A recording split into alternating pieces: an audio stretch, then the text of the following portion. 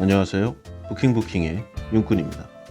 오늘 이야기할 책은 워낙에 유명한 세계적인 고전이죠. 로버트 치알디니 교수의 설득의 심리학. 이번에 개정 증보판이 이제 4권으로 볼륨업돼서 나왔고요. 개인적으로 아주 좋아하는 책이기도 하고 사실 이래저래 많이 좀 활용했거든요. 친구들이라던가 아니면은 직장 생활할 때 참 요긴하게 많이 활용했던 그런 기억이 있어요. 이 책 말고도 심리학, 세부적으로 들어가서 이 설득이라는 타이틀로 여러 책들을 봤습니다. 물론 다른 책들도 훌륭하고 각각의 이제 장점이 분명히 있지만 이 책만큼 이제 상세한 사례 그리고 실생활에서 도움이 되는 그런 다이렉트로 좀 활용 가능한 책은 보지 못했던 것 같아요. 그래서 이제 출판된 지 오래됐음에도 제가 간혹 보던 책이었는데 이번에 이제 총 4권으로 뭐 아주 방대한 분량입니다. 이렇게 새로 나와서 아주 재밌게 봤고요. 그동안 시간이 많이 흘렀잖아요. 처음 이 초판본이 나온 이후로. 그래서 그 시간의 갭만큼 여러 가지 내용을 업데이트해서 개인적으로 아주 좋은 독서 시간이었고 좀 추가로 많은 좀 인사이트를 얻었어요. 그래서 이 내용으로도 여러 가지 좀 활용 가능성이 있겠다. 이런 생각을 많이 해봅니다. 예전에 아마 다들 이런저런 루트로 많이 보셨을 거예요. 그래도 새롭게 증보판으로 나왔으니까 새롭게 접하는 그런 느낌으로 한번 소개해 보도록 하겠습니다. 저자가 이제 잘 알려진 대로 로버트 치알디니 교수고요. 미국 애리조나 주립대학교의 심리마케팅학과 석자 교수로 재직 중입니다. 설득의 심리학이란 책이 워낙에 고전이고 좀 오래됐다는 느낌이 있어서 저자가 작고한 게 아닌가 이런 생각을 할 수 있는데요. 처음에 이 책이 나왔을 때 한국 나이로 40이 안 된 그런 나이였습니다. 그러니까 아직도 뭐 현역에서 잘 활동하고 계신 그런 분이죠. 이 사회 심리학에서의 아주 불세출의 저술로 인정받고 있고 설득과 수능, 뭐 협상 이런 분야의 이제 전문가잖아 이 교수가. 그런데 원래도 괜찮았는데 이 책이 이제 공전의 히트를 치면서 전 세계 설득의 대부로 불리는 그런 세계적인 명성을 쌓게 됩니다. 원래 사회학, 그중에서도 심리학이라는 이 장르가 사실 대중적으로 좀 히트를 치기가 어려워요. 왜냐면은 대부분 이제 조금씩은 알고 있고 그다음에 아주 획기적인 무언가를 좀 임팩트 있게 보여주기가 어렵거든요. 왜냐면 아주 새로운 개념이 아니라 누구나 어느 정도는 실생활에서 겪고 느끼고 그리고 알고 있는 내용이기 때문에 여기서 어떤 좀 학문적인 이제 명쾌한 내용을 새로 보여주기가 솔직히 쉽지 않습니다. 근데 이 책은 대중적으로 유명하면서도 학술적으로도 큰 호평을 받은 아주 드문 이 성공한 사회 심리학 책이고요. 보통은 이제 광고 심리학이라든가 커뮤니케이션 이쪽에서 이제 가장 활용을 많이 하는 이제 그런 분야로 보여주고 있어요. 설득적 메시지가 잘 통하기로 유명하죠. 사회 심리학 분야에서 워낙에 뛰어난 연구 성과 그리고 공헌을 인정받아서 2003년에 도널드 T 캠벨상을 수상했고요. 2018년에 미국 예술과학 아카데미 여기 아주 저명한 권위 있는 학술 단체입니다. 그리고 2019년에 미국 국립과학원 여기에 정회원이 되고 상당한 이제 표창과 수상을 많이 했습니다. 학계에 있는 것과 동시에 컨설팅 회사 인플루언스 에더크의 설립자이자 대표이사로 재직 중이고요. 지금도 뭐 각종 강연이라던가 뭐 상담, 좌담, 토론회, 단골 초빙 교수입니다. 그리고 이 사람이 이제 공인한 인증 트레이닝 시스템, 이게 구글이라던가 마이크로소프트, 코카콜라, 이 수많은 글로벌 정상급의 CEO 그리고 임원진들, 이 사업가들, 비즈니스 아이디어를 제시하고 여기에 관련된 이 사업 아이디어, 그 다음에 결과들을 지금도 아주 훌륭하게 내고 있습니다. 그리고 이 책 설득의 심리학이 뭐 통계치에 따라 약간씩 다른데 이제 맥스로는 500만 권이 팔렸다는 그런 내용도 있어요. 그 다음에 해적판까지 하면은 뭐 몇천만 권이라는 얘기도 있고요. 다만 공식적으로는 이제 500만 부 이상이고 전 세계 44개 언어로 번역된 전 세계적인 글로벌셀러가 공식입니다. 타임스라든가 월스트리트 저널, 뭐 USA 투데이, 제 굴지의 언론 매체들에 의해서 베스트셀러로 뭐 수년간 계속 선정되고 있습니다. 그리고 경제 잡지죠 포천 여기에 가장 뛰어난 비즈니스서 그 다음에 전 세계 CEO들이 반드시 읽어야 할 책들 꼭 읽어야 할 최고의 비즈니스서 100권 뭐 기타 등등에서 엄청난 호평을 받은 그런 책입니다. 그리고 설득이라는 타이틀이 이제 설득의 심리학 출간 이후 완전히 학문 자체가 좀 변한 느낌이 있다고 해요. 세계적으로 이 설득이라는 단일 키워드에 커다란 관심이 쏠렸고 연구 자료라던가 심리학적인 접근 방식도 보다도 범위가 넓어지고 다양해지는 이제 그런 효과가 있었습니다. 또 대중문화와 기술이 계속 발전하잖아요. 시간이 갈수록 더 확장되기도 하고 그래서 새로운 비즈니스 분야들이 여기에 연결되어서 계속 생겨나고 이 설득의 전략 또한 비약적으로 발전하게 됩니다. 그리고 다양한 문화권을 대상으로 한 이 비교 문화적인 사회 연구 이쪽도 활발해져요. 왜냐하면 새로운 문화라던가 새로운 민족, 인종, 국가 이게 만나면은 일단 부딪히잖아요. 근데 여기서 어떤 군사적이라던가 이런 행동 전에 설득이 먼저 들어가면은 뭐 스무스한 분야가 많이 일어나니까 그래서 이 다양한 문화권을 대상으로 한 이 비교 문학적인 그런 사회 연구에까지 활발해지는 그런 효과를 가져왔습니다.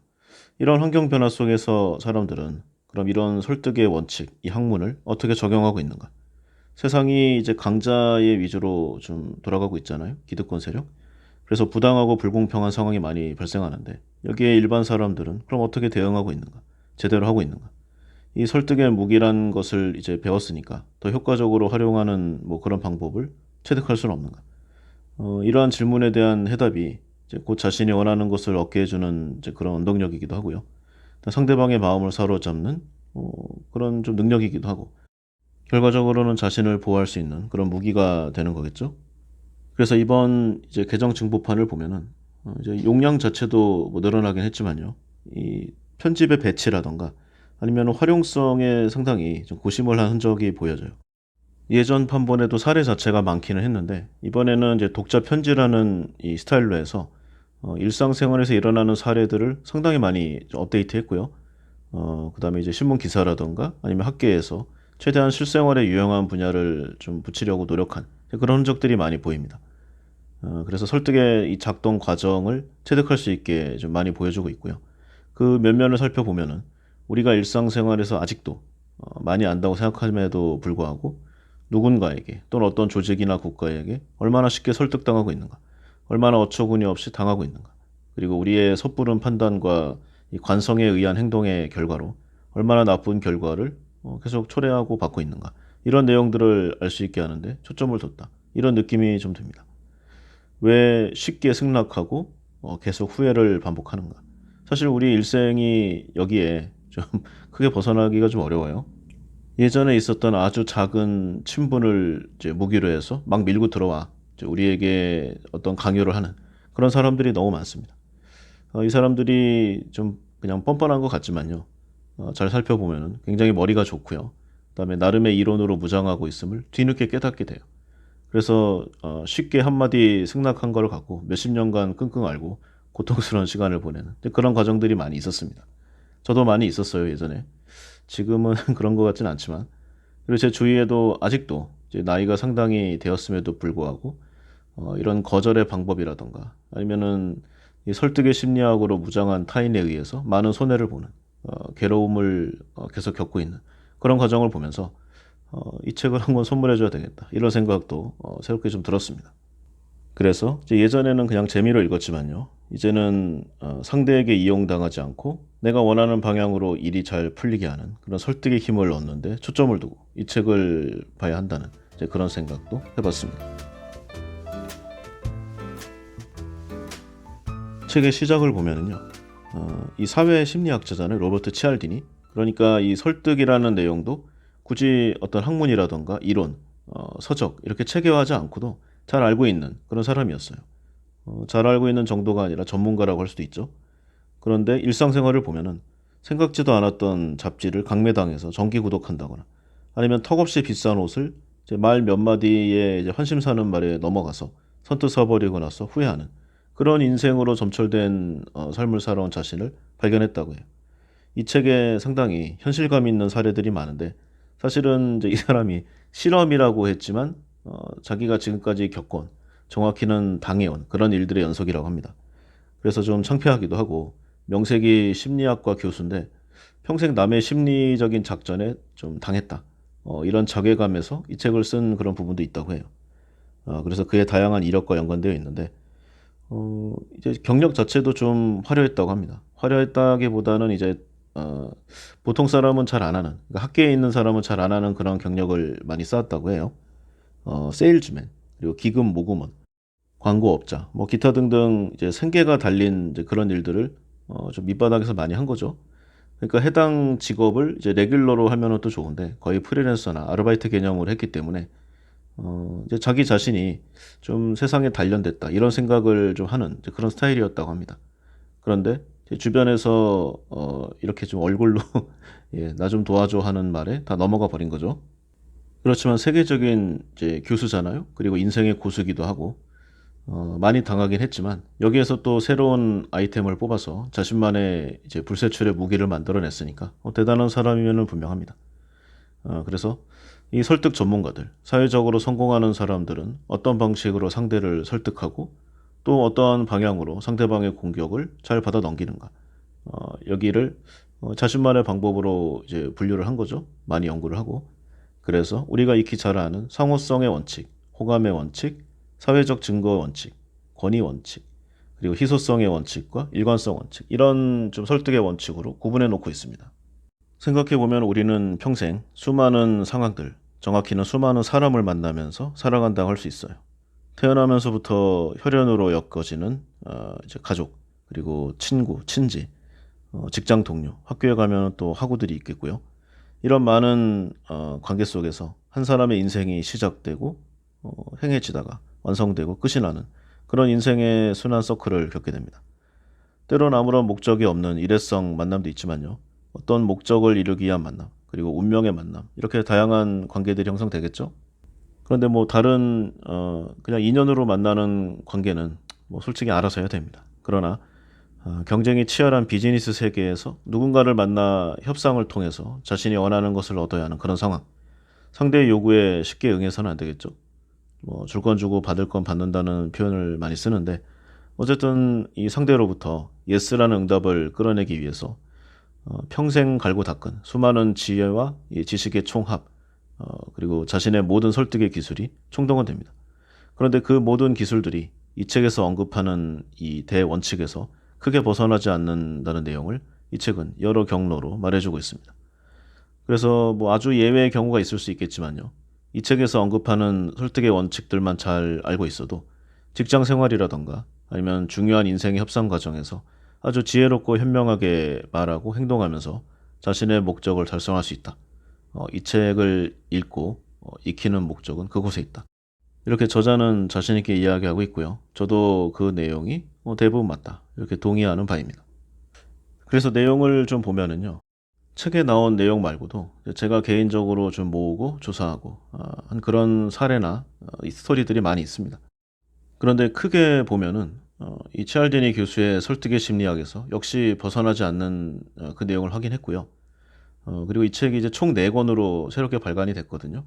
그러니까 2, 3, 4권이 아마 이 책을 읽었다고 하는 사람들도 그 내용은 이제 새로워서 잘 모르실 거예요.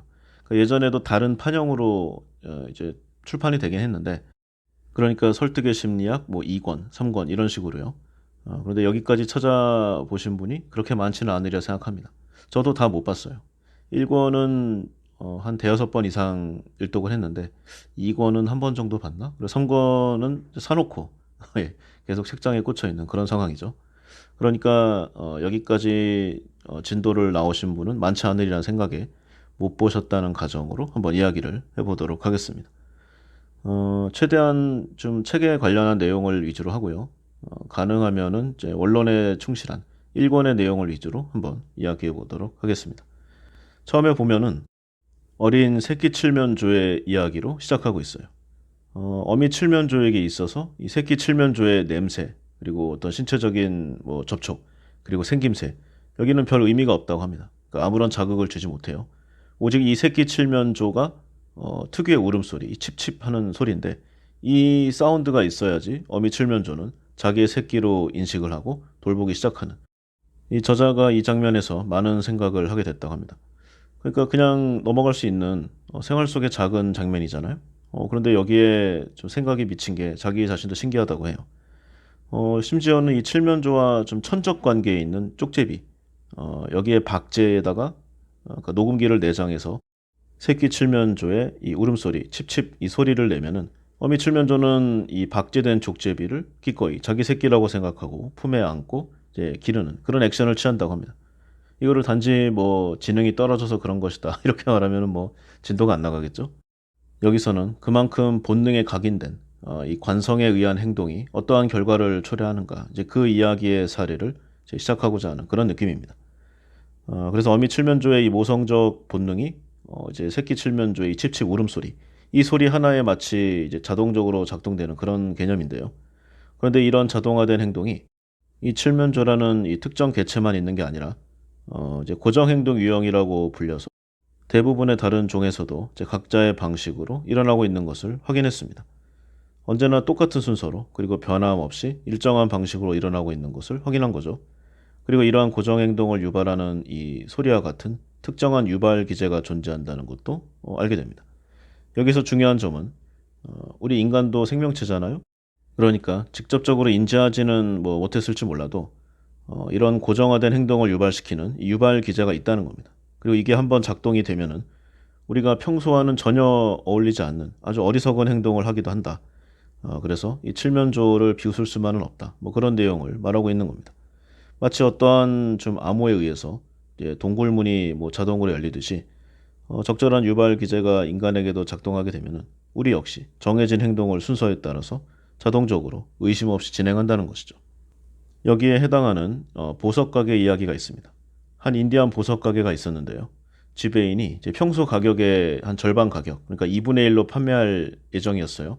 그런데 뭔가로 좀 딴 생각을 하다가 실수를 한 거예요. 실수로 2분의 1이라고 써야 되는 것을 2배로 매겨버린 겁니다. 그러면 상식적으로는 아니 왜 이렇게 비싼가? 이거 잘못 기재된 거 아닌가? 이런 항의가 와야 되잖아요. 그런데 가격이 2배로 오르니까 관광객들이 벌떼처럼 몰려들어서 삽시간에 이 보석이 매진되고 맙니다.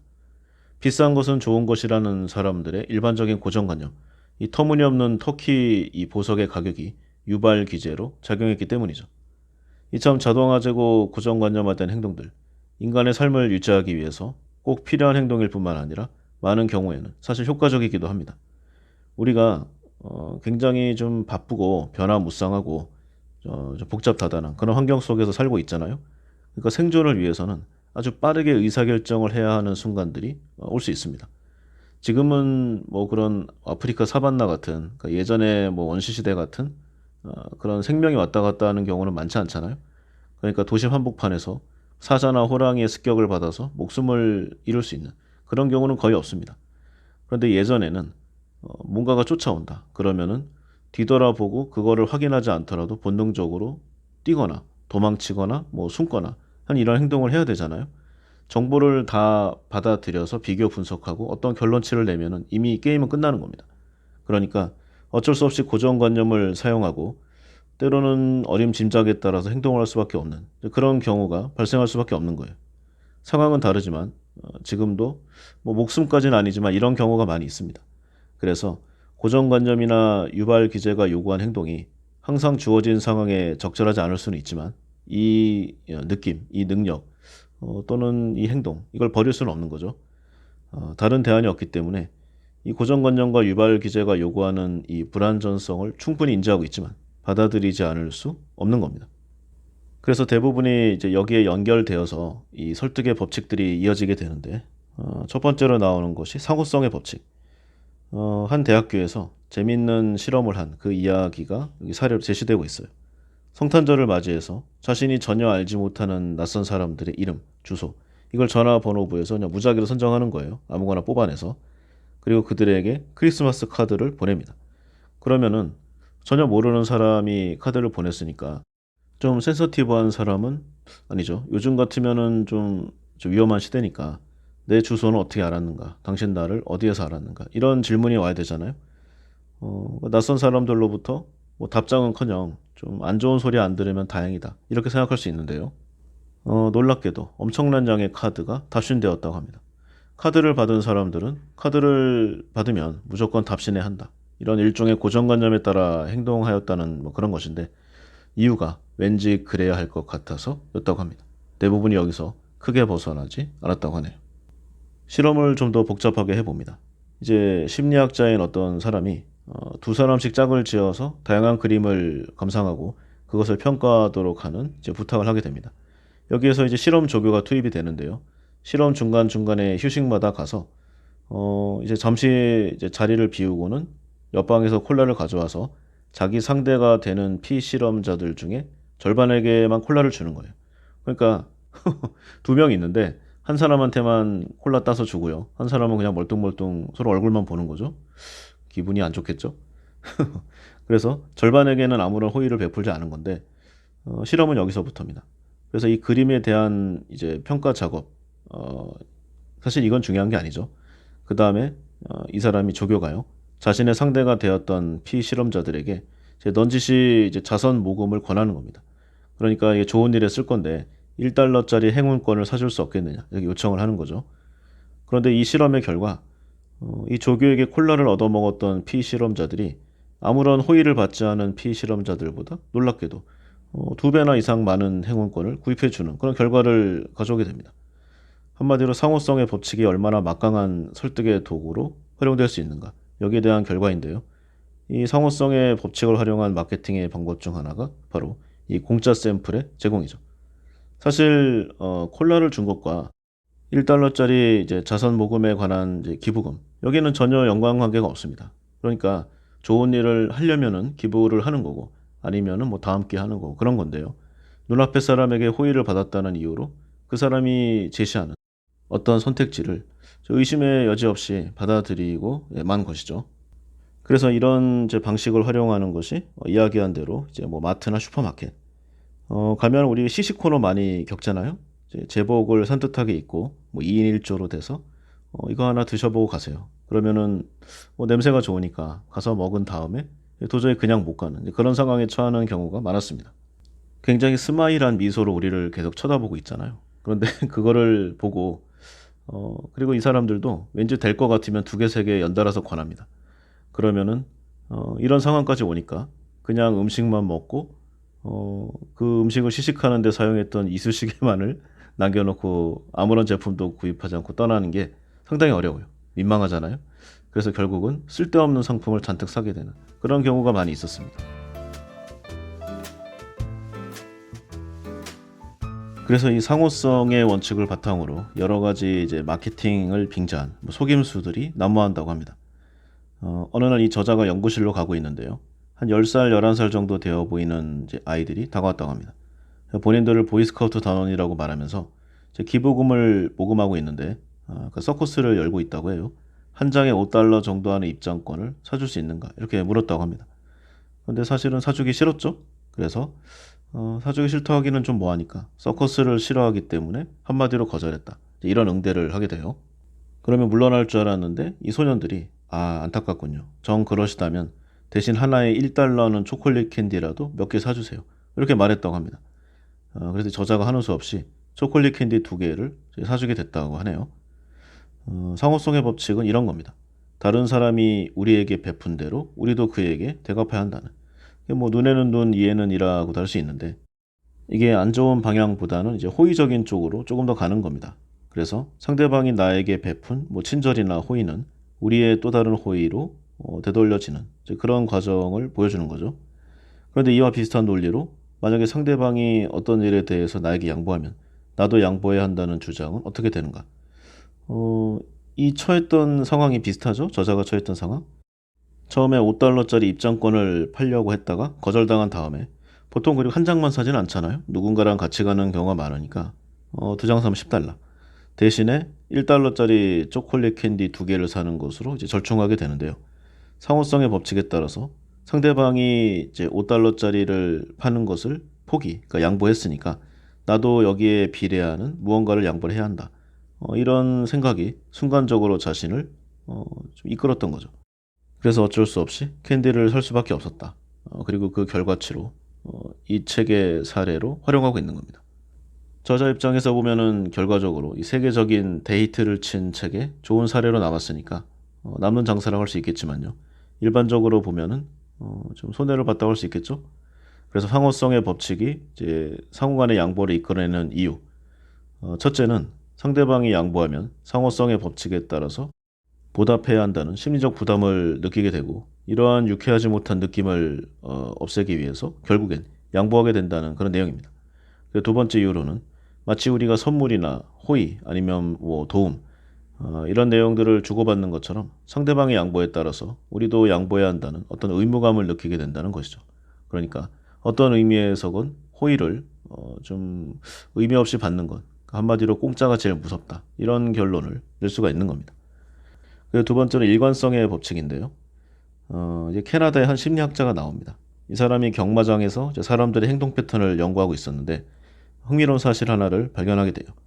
그게 어떤 사람들이 특정 말에 이제 돈을 건 다음에 돈을 걸기 전과 비교해서 자신이 베팅한 말이 경마에서 우승할 확률이 더 높다고 생각하게 된다는 겁니다. 아주 당연하게도요. 돈을 걸기 전이나 돈을 건 후나 특정 말의 우승 확률에는 변함이 없습니다. 뭐 시간차도 거의 없잖아요. 그런데도 일단 특정 말의 경마권을 사게 되면은 이제 자신의 생각이 완전히 고정화된다는 겁니다. 이런 현상이 발생하는 이유가 이제 또 하나의 설득 도구인 일관성의 법칙이 작용했기 때문이라는 거죠. 일관성의 법칙. 뭐 간단히 말하면요. 우리가 지금까지 행동해온 것과 이제 일관되게 아니면은 일관되게 타인에게 보이도록 행동하려고 하는 이런 욕구를 말하고 있습니다. 일단 우리가 어떠한 선택을 하거나 어떤 행동을 취하게 되면은요. 그러한 선택이나 행동과 일치되게 앞으로도 계속 일관되게 해야 한다는 심리적 부담감을 느낀다고 합니다. 그리고 이런 부담감은 우리로 하여금 이전에 취한 선택이나 입장을 이제 긍정적이고 정당화하는 방향으로 행동하게 만든다는 것이죠. 그래서 심리학자들은 오래전부터 이런 일관성의 욕구가 인간 행동을 결정짓는 상당히 중요한 동기 상태라고 주장해 왔습니다. 그러면 우리가 평소에 하지 않던 행동도 하게 만들 만큼 이 일관성의 법칙은 강력한 영향력을 가지고 있는가? 여기에 대답은 그렇다입니다. 일관성의 동기나 아니면 일관성 있게 보이고자 하는 이런 행동 양식, 엄청난 사회적 영향력을 발휘하고요. 우리로 하여금 특정한 경우에 따라서는 스스로의 이익을 포기하는 이익에 반한 행동을 하게도 만든다고 합니다. 여기도 관련돼서 한 실험 결과가 있는데요. 해변에서 이제 실험을 한 가지 하게 됩니다. 연구자가 이제 무작위로 선정한 피실험자가 있는 곳에서 한 몇 미터쯤 떨어진 다음에 휴대용 라디오로 음악을 들어요. 그러다가 천천히 바다로 걸어가서 수영을 하게 되죠. 그 후에 곧바로 이 연구자의 조교가 이제 도둑인 척 가장해서 이 휴대용 라디오를 훔친 다음에 달아나려고 하는 이런 모습을 보여주게 됩니다. 그러자 피실험자들은 이 도둑을 저지하는 일에 좀 망설이는 모습을 보였다고 해요. 20번을 실험했는데 단 4사람만이 적극적으로 이 도둑질을 제지했다고 합니다. 우리는 일반적인 상황과 예상과 좀 다르죠? 그런데 약간 상황을 바꾸어서 이번에는 연구자가 바다로 들어가기 전에 이 피실험자에게 제 라디오 좀 봐주십시오. 잠깐만 수영하고 오겠습니다. 이렇게 부탁을 하고 바다에 들어간 다음에 아까와 동일하게 이제 조교가 이제 라디오를 도둑질하려고 하니까 일관성의 법칙에 따라서 20명 중에 19명이 자발적으로 이제 경찰 역할, 그러니까 그 도둑을 쫓아가며 저지하려 했다고 합니다. 몇 사람은 아주 강력하게 신체적으로 도둑을 제지하거나 라디오를 빼앗으면서 적극적인 해명을 요구하기도 했다고 해요. 같은 사람과 같은 실험을 했는데 왜 이렇게 다른 결과가 나왔는가? 일관성의 욕구가 이토록 강력한 동기 상태를 내포하고 있다는 말인가? 일반적으로 보면은요, 일관성이 없다. 이거는 이제 사회적으로 바람직하지 못한 성격적 요소로 간주된다고 합니다. 그러니까 일관되지 못한 어떠한 성향은 자신의 마음을 수시로 바꾸는 변덕쟁이, 그리고 남에게 쉽게 영향을 받아서 자신의 의견을 바꾸는 우유부단한 사람, 팔랑귀, 아니면 의지가 약한 사람, 언행이 일치하지 않는 사람, 그리고 심한 경우에는 뭐 사이코패스 이중인격자, 성격적 결함이 있는 사람, 이런 취급을 받는 경우가 많이 있습니다. 그러니까 심리적 일관성을 유지하는 것이 사회적으로 긍정적인 효과가 온다는 거죠.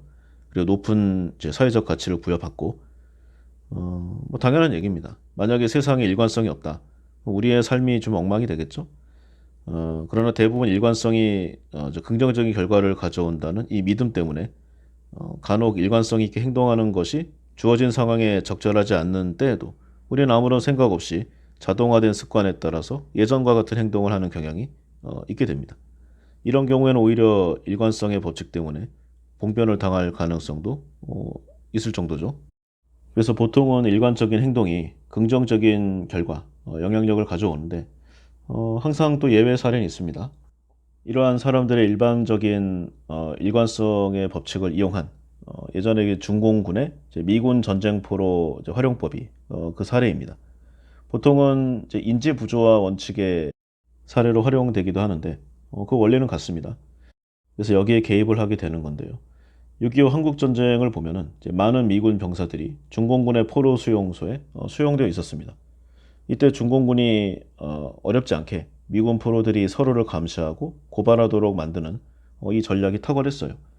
그래서 미군 포로들의 수용소 탈출 계획은 번번이 이제 같은 미군들에 의해서 사전에 탄로가 나고 대부분 실패로 돌아가고 말게 됩니다. 미군들의 이러한 행동은 2차 세계대전 중에는 거의 찾아보기가 힘들었던 그런 행동 유형이었어요. 그러니까 이제 나치 독일에게 포로로 잡혔을 때는 일치단결해서 똘똘 뭉쳐서 행동했던 거죠. 왜 이런 일이 일어났는가? 여기에는 중공군이 이제 개입과 일관성의 심리전을 사용했기 때문입니다.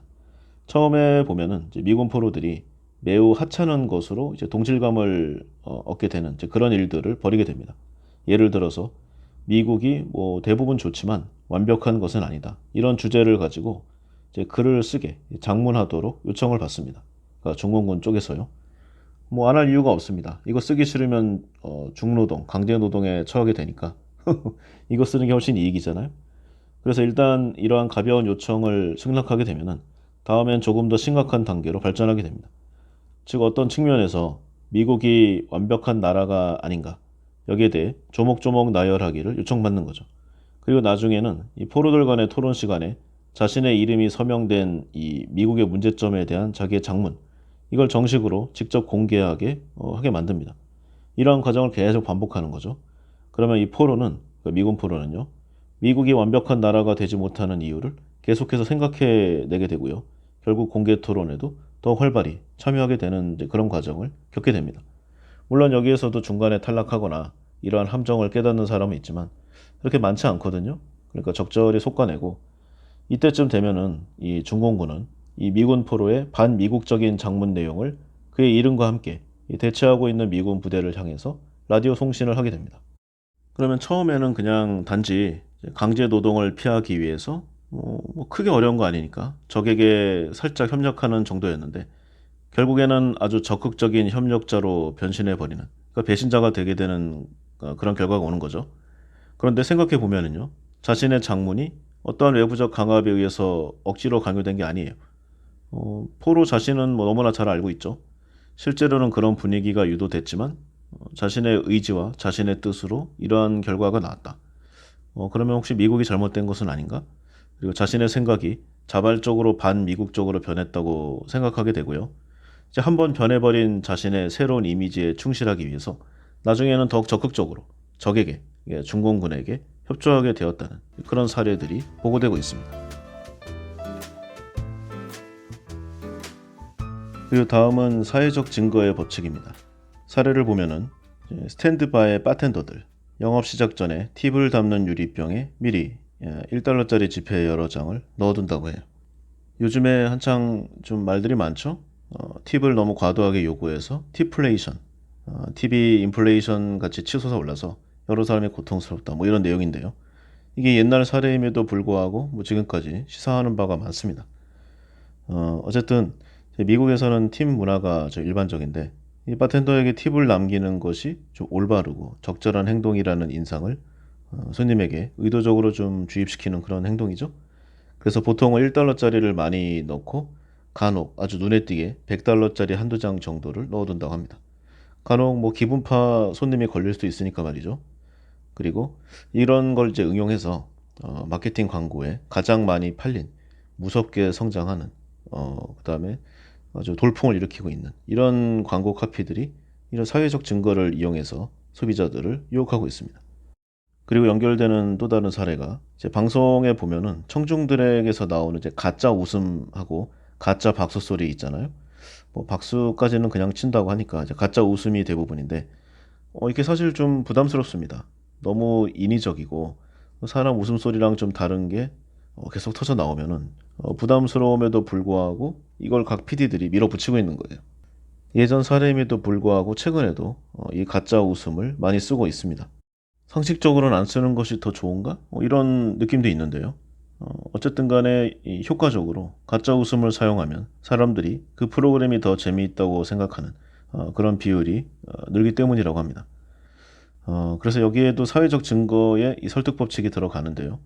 무엇이 옳은가를 결정하기 위해서 우리가 사용하는 방법 중에 하나가 다른 사람들이 옳다고 생각하는 것이 무엇인지를 알아내는 것이라고 합니다. 다시 말해서 특별히 주어진 상황에서 우리 행동의 옳고 그름, 얼마나 많은 사람들이 우리와 행동을 같이 하느냐에 따라서 결정된다는 것이죠. 때로는 이제 객관적인 사실과 다른 어떤 주관적인 내용이 이제 사실로 굳어지는 경우도 있을 정도입니다. 그래서 다른 사람들이 하는 대로 이제 행동하는 경향, 그러니까 뭐 따라만 가면 중간은 간다 이런 말도 있잖아요. 근데 이게 사실 여러모로 매우 유용하다고 합니다. 일반적으로 다른 사람들이 하는 대로 행동하게 되면은요, 그러니까 사회적 증거에 따라 행동하면은 실수할 확률이 줄어듭니다. 왜냐하면은 많은 경우에 이 다수의 행동이 항상 올바르다고 인정되기 때문이죠. 그러나 사회적 증거의 이러한 특성, 이 장점인 동시에 약점도 있는데 그 맹목적으로 이 사회적 증거의 법칙을 따르게 되면은 이를 이용하고자 하는 사람들에 의해 이용당하기 쉽기 때문인 거죠. 이 가짜 웃음 같은 경우에도 어떤 뭐 촌철살인이나 유머 그 자체에 반응해서 웃는 것이 아니라 유머를 구성하는 아주 일부분에 불과한 이 껍데기에 불과한 웃음소리에 반응하여 웃는 것이 문제인 것입니다. 한마디로 중요한 본질이 아니라 분위기나 겉모습, 형태에 휘둘린다는 건데 다수의 행동과 같이해서 안 좋은 결과를 가져오는 경우도 많이 있습니다. 이게 키티 제노비스 사건, 그러니까 제노비스 신드롬이 그 중에 하나인데요. 보통 이 사회적 증거에 의한 행동 유형이 대단히 좀 애매모호한 상황이 발생했을 때 모든 사람들이 타인의 행동대로 행동하려고 하는 경향이 이제 이러한 끔찍한 결과를 가져오기도 합니다. 내용을 보면은 예전에 이제 뉴욕시의 이제 퀸스 지역이라는 곳에서 살인 사건이 일어납니다. 끔찍하고 안 된 사건이지만 미국에 뭐 워낙 위험한 곳이 많잖아요. 하루에도 여러 사람들이 뭐 죽어나가니까 어떻게 보면은 평범한 살인 사건에 불과할 수도 있습니다. 그런데 여기는 배경이 더 중요한데요. 이 사건을 목격한 구경꾼들의 무관심, 이것이 이제 사회적 이슈로 일어나게 됩니다. 이 제노비스라는 이름의 20대 후반의 여성이 이제 밤늦게 일을 마치고 집으로 돌아오는데 집 근처에서 괴한에게 습격을 당해서 살해당하는 이게 사건이에요. 뉴욕처럼 거대하고 번잡한 대도시에서 이러한 종류의 사건이 대석특필되는 경우는 아주 드물죠. 근데 이 사건은 이제 배경을 파헤친 이 뉴욕타임즈의 편집국장에 의해서 여러 가지 사건으로 좀 비화하게 됩니다. 다름이 아니라 이 피해자 제노비스가 오랜 시간 고통을 당하면서 수많은 목격자들 앞에서 서서히 숨을 거두었다는 이 사실인 거죠. 그러니까 습격자는 무려 3, 40분 동안이나 대로에서 그녀를 쫓아다니면서 세 번씩이나 그녀를 칼로 찔렀고 그녀가 습격당하고 있는 동안 한 40여 명이나 되는 그녀의 이웃들이 아파트 창을 통해서 그녀가 죽어가는 모습을 보고 있었던 거예요. 그런데 그 중에 어느 누구도 경찰에 연락조차 하지 않았던 겁니다. 이 이야기가 뉴욕타임스 일면 토끼사로 실려가지고 아주 전국에 좀 떠들썩하게 됐는데요. 처음에는 뭐 인간성의 실종이다, 타인의 어려움을 뭐 방관했다 이런 식으로 갔죠. 그래서 경악을 금치 못하는 사건이었는데 여기에 바로 이 사회적 법칙이 적용되게 됩니다. 어떤 학자들은 이제 일반 사람들이 신고를 하게 되면 귀찮고 피곤하고 사생활이 침해당할 수 있으니까 이게 싫어서 원치 않았다. 이렇게 설명을 했지만요. 경찰에는 이제 익명으로도 신고할 수 있잖아요. 그러니까 무슨 다른 이유가 있었음에 틀림없고 구경꾼들 자신도 스스로 알지 못하는 어떤 이유가 분명히 있었을 것이다. 그래서 사회학자들이 여기에 좀 연구를 매진하게 됩니다. 그래서 이런 심리학적 차원에서 설명을 하고 있는데요. 적어도 두 가지 이유 때문에 다수의 구경꾼들이 위기에 처한 사람에게 도움을 주지 않았다고 말하고 있습니다. 첫 번째는 너무도 많은 사람이 그 상황에 함께 있었기 때문인데 위기에 처해 있는 사람을 도와줄 개인의 책임감이 분산된다는 겁니다. 그러니까 40여 명이 동시에 이 죽어가는 사람의 상황을 보고 있다. 명확한 숫자까지는 모르지만 상당히 많은 수라는 것은 인지하고 있었다는 거죠. 아, 내가 아니어도 누군가가 도와주겠지. 아마 누군가가 이미 경찰에 신고했을 거야. 설마 아직까지 아무도 모르려고.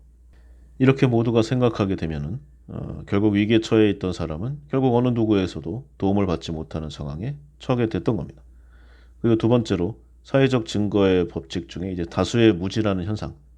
이 많은 경우에 위기 상황으로 보이는 사건이 사실은 위기 상황이 아닐 수가 있습니다. 생각해 보면은요. 어떤 연인이 정말 뭐 사람 하나 죽어 나갈 것처럼 싸워서 가서 말려 보면은 왜 제3자가 끼어드느냐 이런 일도 많고요. 옆집에서 요란스럽게 싸우는 소리가 이제 나서 강도가 들었나라고 보면은 그냥 단순한 부부싸움인 거고 뭐 이런 일들도 많이 있습니다. 그래서 괜히 잘못 끼어들어서 내가 욕먹는 게 아닌가. 그런데 정말로 강도가 들었다면 어떻게 할 것인가. 이렇게 불확실한 상황에서 우리가 어떻게 행동하는 것이 적절한 것인가를 결정하기 위한 근거. 이것이 바로 다른 사람들의 행동이고 그래서 다른 사람들의 행동을 유심히 조심스레 살펴본다는 것이죠. 근데 우리가 깨닫지 못하고 있는 사실이 우리가 보는 것처럼요. 다른 사람들도 우리처럼 사회적 증거를 찾고 있다는 점입니다. 그러니까 모두가 사회적 증거를 찾는 과정, 한마디로 다른 사람의 눈치를 보고 있으면 정말 이를 해결하는 사람은 아무도 안 나오게 된다는 거죠. 비록 내부적으로는 당황하고 있어도 외부적으로는 모두가 침착하게 위기 상황을 바라만 보고 있는 모두의 무관심이 바로 이 사건의 본질이라는 겁니다. 그래서 이러한 현상, 다수의 무지가 발생하는 이러한 끔찍한 결과를 주의해야 한다. 심리학자들이 이렇게 연구 결과를 발표하게 되죠. 그리고 다음은 호감의 법칙입니다. 보통 재판 과정에 있어서 이런 경우가 많이 나오는데요. 피의자가 그러니까 용의자가 또 굉장히 잘생겼거나 미인이거나 아니면은 뭐 체격이 좋거나 외모가 훌륭하거나 그럴 경우에 판결에 매우 중요한 역할을 한다는 사실이 이미 잘 알려져 있습니다. 굉장히 좀 피곤한 내용이죠. 그러니까 못생기면은요 형량도 세게 받는 겁니다. 그런데 뭐 보통 사람들은 그렇게 생각할 수 있어요. 미국 같은 경우에는 배심원 제도도 많이 들어오니까 범죄자를 직접 대면할 그런 확률이 적은 사람들은 뭐 순간적으로 또는 경험이 적을 때는 이런 내용에 휘둘릴 수 있습니다. 그런데 뭐 검사나 변호사, 판사 이런 법률 전문가들도 그 퍼센테이지는 좀 다르지만 여기서 전혀 벗어나지는 못한다. 이런 내용들이 많아요. 단정하고 예쁜 외모를 가진 피의자가 설마 저렇게 여리여리한 사람이 저런 강력 범죄를 저질렀겠는가? 분명 어떤 사정이 있었겠지. 이런 내용들이 들어온다는 겁니다. 그러니까 생각지도 않은 오류를 저지른다는 건데 어떤 이유에서인지는 모르지만 대다수의 사람들이 범죄를 사람의 외모와 연결시켜서 생각하는 이런 경향이 강하기 때문에 그러니까 예를 들어 아름다운 여성 피의자는 유죄 판결을 받지 않을 확률이 높다는 그런 내용들이 나오는 거죠. 뭐 얼짱 도둑, 아니 뭐 이은혜, 뭐 이런 사건들 많잖아요. 그래서 호감의 원천이 이제 외모인데 뭐 비단 법적 문제가 아니라 잘생긴 사람이 사회생활에 유리하다는 점은 뭐 너무나 잘 알고 있죠. 모두가 인식하고 있는 내용입니다. 그런데 연구 결과를 보면은 이렇게 유리한 정도로 이제 과소평가되고 있다는 내용이 많이 나오고 있어요.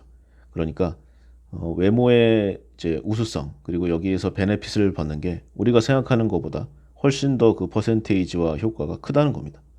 아주 무의식적이고 자동적인 반응으로 잘생긴 사람은 엄청난 이익과 프리패스를 받고 있다는 겁니다. 한마디로 후광 효과가 있다는 것이죠. 후광 효과라고 하면은 어떤 사람의 긍정적인 특성, 뭐 여기서는 대표적으로 외모가 되겠죠.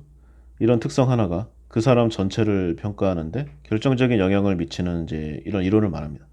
지금까지 연구 결과를 종합해 보면은 신체적 매력이 바로 이러한 결정적인 영향을 미치는 역할을 하고 있다. 이게 말할 수가 있겠죠. 심지어는 잘생긴 사람을 보면은 당연히 능력도 출중하고 친절하고 정직한 동시에 아주 스마트할 것이다. 이렇게 생각한다고 합니다. 그리고 그 대상이 이성일 경우에는 여기다 또 플러스 알파의 버프까지 받게 되죠. 하지만 우리는 다른 사람을 평가할 때 그들의 신체적 매력에 의해서 우리의 평가가 영향을 받는다는 사실조차 전혀 인식하지 못하고 있다고 합니다. 그러니까 지극히 편향적이고 주관적인 평가를 마음속으로 내리고 있으면서도 겉으로는 아니야 나는 참으로 공정한 평가를 내리고 있어. 이렇게 여긴다는 겁니다. 여기에 관련한 사례가 지난 1970년대에 있었던 캐나다의 한 선거 결과인데요. 이제 두 후보자가 뭐 정책의 내용이라던가 공약 대부분 비슷했다고 합니다. 오로지 달랐던 것은 신체적인 매력. 한마디로 잘생긴 후보가 그렇지 못한 이제 후보자보다 무려 2.5배나 많은 유권자의 표를 받는 그런 결과가 나왔던 거죠. 차이는 거의 없었습니다. 오로지 얼굴과 외견이었죠. 그런데 보다 심각한 문제가 이 잘생긴 후보에 대한 이러한 편견에도 불구하고 캐나다의 유권자들이 그들의 투표 행위는 후보자들의 외모에 전혀 영향을 받지 않았다고 생각했다는 여기에 있습니다. 유권자의 70% 이상이 자신들의 투표 행위는 후보자의 외모에 영향을 받았다는 것을 강력하게 부정한 이런 내용인 거죠. 신체적 매력이 갖는 이러한 후광 효과, 이 설득의 전문가들이 그들의 목적 달성을 위해서 아주 적극적으로 사용하는 방법입니다. 우리가 신체적으로 매력적인 사람을 좋아할 뿐만 아니라 그들의 요청을 쉽게 승낙한다는 사실을 이해한다면 왜 세일즈맨, 세일즈워먼 이런 사람들은 왜 하나같이 미남 미녀인가? 그리고 옷가게 같은 경우를 보면은 왜 모두 예쁘고 젊은 여자 종업원들이 퍼센테이지가 높은가? 이런 내용을 잘 이해할 수 있을 것입니다. 여기에 관해서도 또 실험 결과가 하나 있다고 합니다. 그러니까 당신의 얼굴 전면을 담고 있는 사진의 필름을 이제 두 가지 방법으로 인화하는 거예요. 그래서 한 장은 우리의 원래 모습대로, 그리고 또 한 장은 그 모습과 대칭되어서 오른쪽과 왼쪽이 서로 뒤바뀌도록 하는 겁니다. 그러면 나 자신과 나를 아는 친구들은 각각 어느 사진을 좋아하는가? 그 결과는 어떻게 나올까? 여기서 좀 생각해 보지 않은 내용이 나왔는데요. 그러니까 나의 친구들은 정상적인 방법으로 인화된 나의 원래 모습의 사진을 선택할 확률이 높다고 합니다. 그런데 나는 대칭되는 사진을 선택할 확률이 높다는 거죠. 왜 이런 현상이 발생하는가? 그 이유는 나의 지인이나 나 모두 익숙한 모습에 더욱 호의적으로 반응하기 때문입니다. 즉, 나의 친구는 세상에서 보여지는 실제 모습에 익숙해져 있겠죠? 그러니까 정상적인 이제 사진을 고를 거고요. 나는 스스로의 모습을 볼 때는 거울을 통해 볼 거 아닙니까? 그러니까 좌우가 뒤바뀐 모습이 더욱 익숙해져 있는 겁니다. 우리가 어떤 대상에 익숙해지면은 우리도 모르는 사이에 그 대상을 좋아하고 선택하게 된다는 사실. 이미 심리학적으로 잘 입증되어 있죠. 그리고 우리가 자주 반복하고 접촉하는 대상을 더 선호한다는 연구 결과. 이걸 바탕으로 이제 일부의 학자들이 인종 간의 이제 트러블을 해결하기 위한 방법으로 접촉 이론을 주장하기도 했습니다. 이 주장을 보면은 서로 다른 인종적 배경을 갖고 있는 사람들을 그저 자주 반복해서 만나게만 해줘도 그들은 서로 자연히 좋아하게 될 것이다. 뭐 이런 내용이었는데요. 근데 실제로 보면은 이 접촉 이론은 현실적으로 정반대의 결과가 더 많이 나왔다고 합니다. 예를 들어서 흑인과 백인이 혼합된 학교에서 인종 간의 편견과 갈등이 더욱 심하게 나타났다. 이런 결과가 나오게 된 거죠. 하지만 이 사실을 보면은 이 접촉 이론이 처음에 만들어진 근본적인 원리를 정확하게 이해하지 못한 그런 결과치이기도 합니다. 우선 학교를 보면은 아이들이 다른 인종과 쉽게 교류할 수 있는 적합한 환경으로 여기기가 어려워요. 그리고 비록 인종적 배경이 다른 학생들이 서로 빈번하게 교류한다고 해도 아주 단순하게 뭐 스쳐 지나가는, 그러니까 반복적인 접촉 그 자체만으로는 서로 간의 호감을 보장하지 않는다. 이런 사실이 또 도출된 거죠. 사실 어떤 대상을 좀 호감이라던가 유쾌하지 못한 상황에서 반복적으로 접촉하게 되면은 오히려 그 대상에 대한 호감도는 하락한다는 연구 결과가 많이 있습니다. 그리고 제 개인적으로도 보면은요. 어린 시절부터 이상하게 싫었던 친구를 여러 이유로 자주 보게 되니까 더욱 싫어졌던 개인 경험도 좀 동일하게 좀 인지되고 있습니다. 그래서 함께 무언가를 해결하는, 즉 협동을 통한 학습이라는 개념이 있어야 한다는 이제 그런 솔루션이 나왔어요. 그래서 인종 문제에 관해서 학생들 간의 편견과 분학, 이게 그들이 경쟁 상태에서 서로 다른 좀 인종적 배경을 갖고 있는 학생들과 이제 접촉했기 때문이고요. 만약에 이들을 경쟁이 아닌 어떠한 좀 문제를 해결하는 그러니까 협동의 바탕을 둔 만남을 유도하면은 서로 간에 자연스럽게 호감이 생겨나면서 갈등이 줄어든다는 이제 그런 결과치가 나온 겁니다. 사실 우리 주위를 보면은요. 예를 들어 A와 B가 있는데 이제 같은 야구팀을 응원하지만 서로 다른 축구팀을 응원하는 이런 케이스가 있을 수 있어요. 이때 처음에 만났을 때 호감이 있는 팀의 이야기로 시작을 하거나 아니면 뭐 예를 들어 야구장에서 같은 팀을 응원하는 것으로 첫 만남을 했다. 그러면은 뒤에 조금 다른 게 있어도 넘어갑니다. 그런데 처음부터 아주 극명하게 적대적인 어떤 만남으로 시작하면은 이 뒤가 좀 공통된 게 있어도 여의치가 않아요.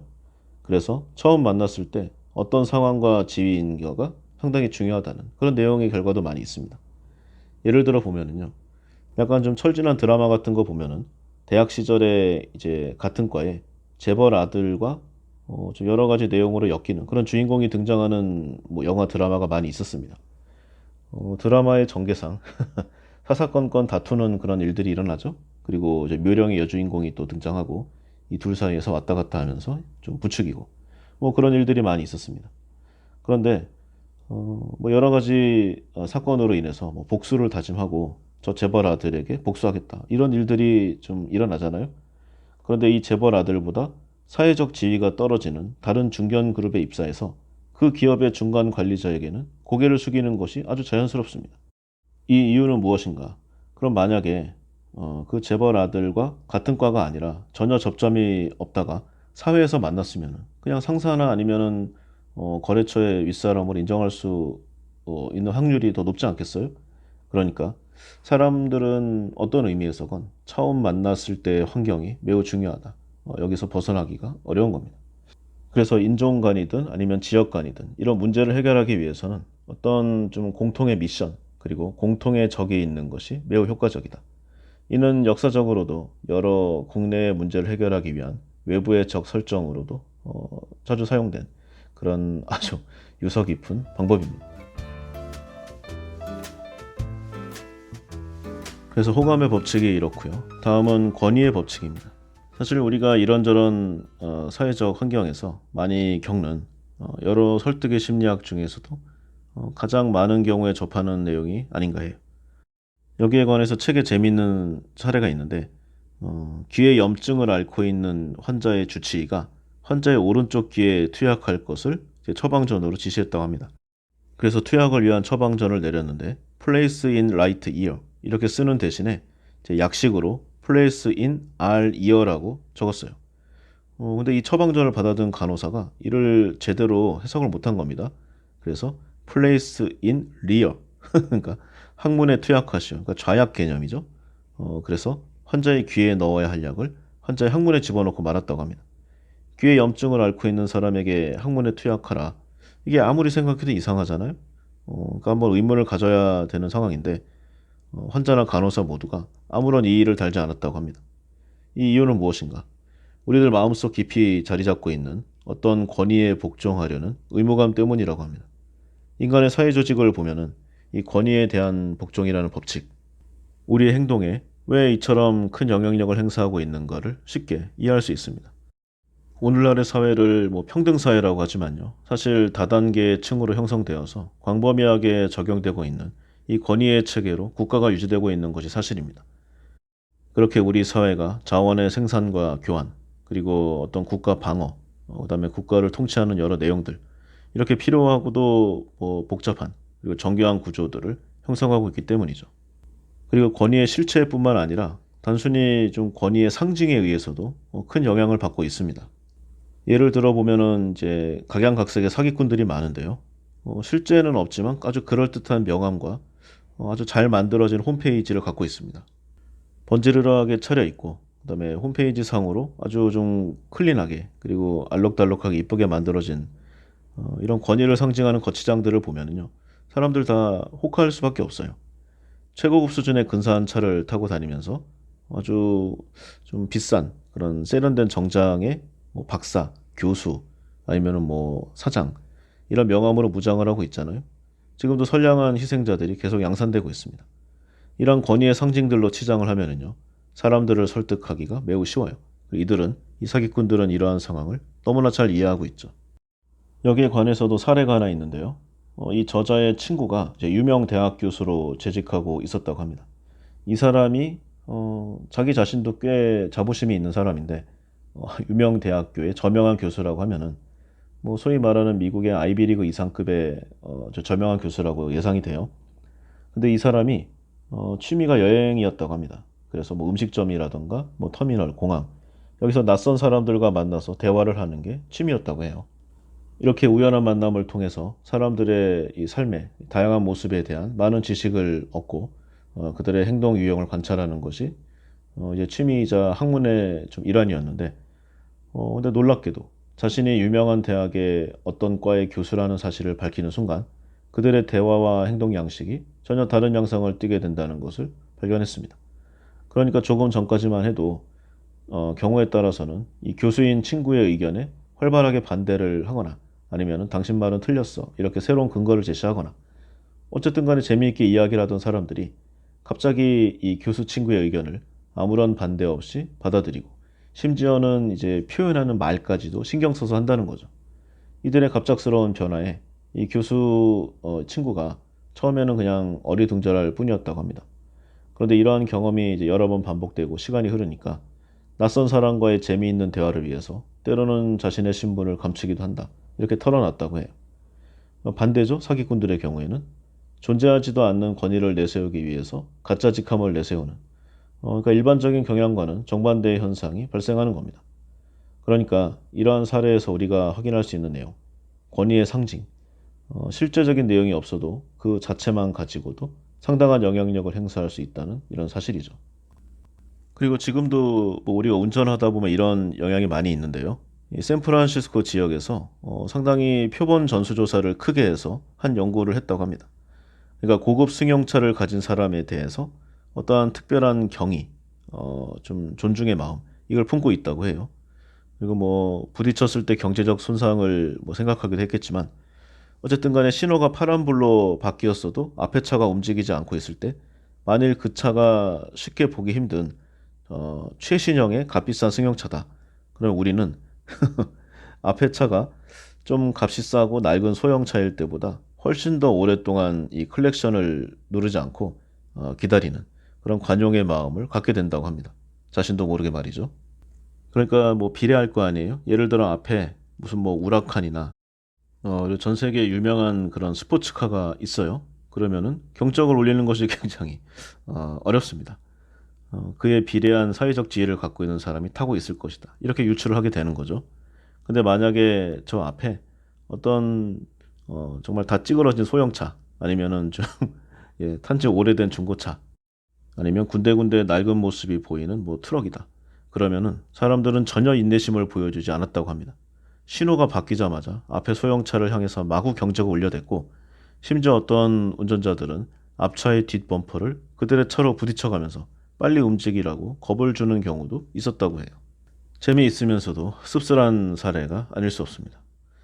이렇게 사람들은 평소에는 이 권위의 영향력을 실제의 크기보다 훨씬 과소평가하는 경향이 있는데 바로 그 점이 권위의 법칙을 더욱 효과적인 영향력의 도구로 만들고 있다고 해요. 다시 말해서 권위의 법칙이 지닌 영향력은 그 힘 자체로서도 당연히 막강하겠지만 그 힘을 우리가 제대로 예상하지 못하고 있기 때문에 더욱 플러스적인 추가적인 강력한 영향력을 우리에게 미치고 있다. 이렇게 말을 할 수가 있는 것이죠. 흔히 억울한 일을 겪었을 때 그렇게 억울하면 성공하라는 말, 이 반농담적인 내용을 이야기하곤 하는데 전혀 근거 없는 이야기는 아닌 것이 더욱더 씁쓸함을 가져오게 됩니다. 그리고 희귀성의 법칙이 있습니다. 어떤 물건을 사러 이제 가전제품 판매점에 갔는데요. 어떤 부부가 이제 전시된 모델을 뚫어지게 보니까 그들의 표정이나 대화를 통해서 판매원에게 즉각적으로 여러 정보들이 전해져요. 그러자 판매원은 아주 자연스럽게 이들 부부에게 접근해서 이 모델에 관심 있으신 것 같은데 죄송합니다. 불과 몇 분 전에 이 모델은 다른 분에게 팔렸습니다. 그리고 우리 대리점에는 이 모델 재고가 없는데 어떡하죠?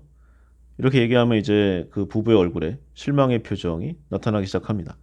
그리고 그 모델의 재고가 여기에 없다는 사실을 알자마자 그 모델의 가치가 갑자기 상승하기 시작해요. 그래서 부부 중에 한 사람이 판매원에게 그 모델의 제품을 뭐 다른 대리점이라던가 아니면 본사에서 구할 수 있는가 이렇게 묻게 됩니다. 그럼 판매원은 한번 알아보겠습니다.